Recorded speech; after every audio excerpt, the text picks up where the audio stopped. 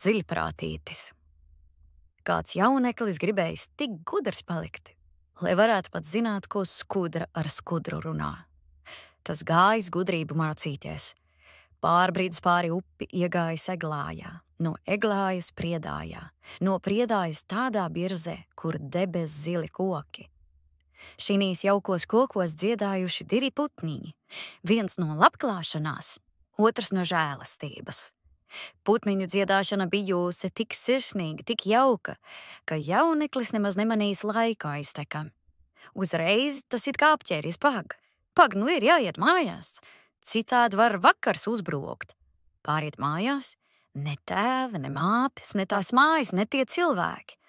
Tik kāda veca māmiņa zina pateikt, mana mātes māte teica, ka te reiz jauneklis pazudis, bet tas tagad 300 gadu atpakaļ. Jauneklis nu nojājis pie mācītāja un izteicis tam.